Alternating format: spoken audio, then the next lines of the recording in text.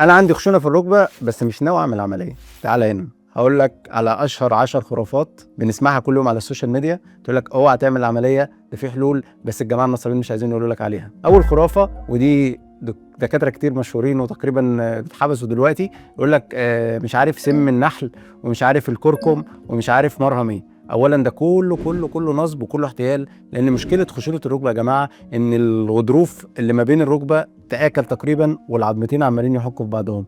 فاول حاجه يقول لك يا دكتور انا بدهن فولترين وبحس ان الالم خف شويه. المشكله مش في الجلد، المشكله ان الغضروف متاكل. انت هتحس شويه بتسكين للالم لكن الالم مازال مستمر والمشكله ما زالت مكمله معاك والركبه عماله تتهري عندك وهتخش بعد كده في مضاعفات كبيره. تاني خرافه زيت زيتون سخن، برضو دي خرافه ملهاش علاقه، المشكله جوه المفصل مش في الجلد. الخرافه الثالثه اللي بتجيلنا، يا دكتور انا في راجل كبير في السن عندنا في البلد عنده 80 سنه بيعمل لنا دعك جامد في الركبه فالدنيا بتبقى تمام.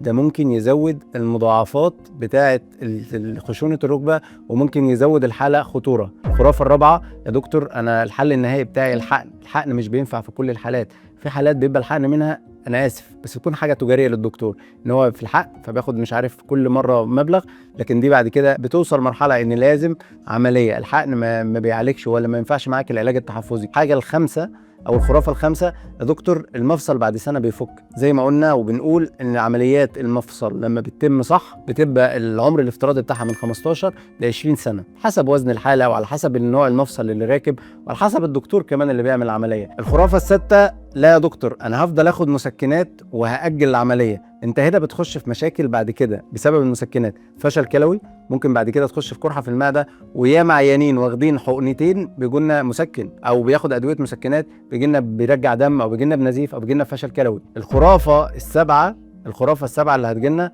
يا دكتور انا هريح راحه تامه، الراحه التامه ومش هتحرك فبالتالي مش هعمل العمليه. ده ممكن تؤدي الى تيبس في المفصل ومشاكل ومضاعفات اكتر. الخرافه الثامنه، يا دكتور انا لسه صغير وانا اعمل عمليه المفصل وانا صغير. يا جماعه عمليه تغيير المفصل مش بتتم طبقا للسن، بتتم لحاله المفصل، الامراض المناعيه اللي عندك، الفحوصات اللي احنا بنعملها لك ونشوف الاجراءات العلاجات اللي خدناها قبل كده، علاجات تحفظيه ومسكنات خدناها ومشينا عليها فتره وبعد كده الحقن، فبالتالي ملهاش علاقه بالسن. اشهر خرافه يقول لك انت بعد عمليه تغيير المفصل مش هتمشي. يا جماعه اشهر كلمه بتتقال لنا بعد عمليه تغيير المفصل في المتابعه على طول، انت غيرت حياتي، انا اتولدت من اول وجديد، انا بقيت بمارس حياتي الطبيعيه، انا جده وبقيت بحضر. فبالتالي عمليه تغيير المفصل بقت عمليه سهله وما تستسلمش للخرافات دي. لا انت هتمشي، لا انت هتمشي بعد 24 ساعه من العمليه هتكون ماشي على رجليك، بتكون بتمارس حياتك الطبيعيه تماما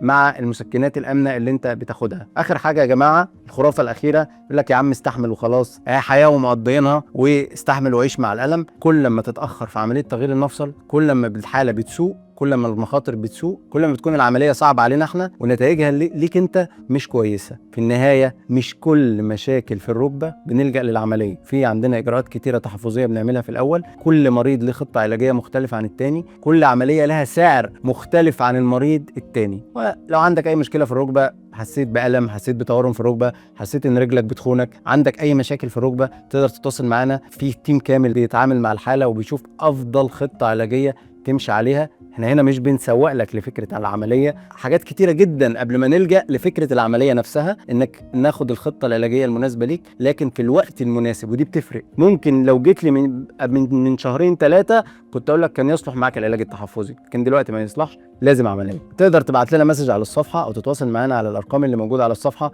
وفي تيم كامل هيتواصل معاك وهنحجز لك وهنشوف حالتك وهنشوف افضل علاج مناسب ليك وخطه علاجيه تمشي عليها.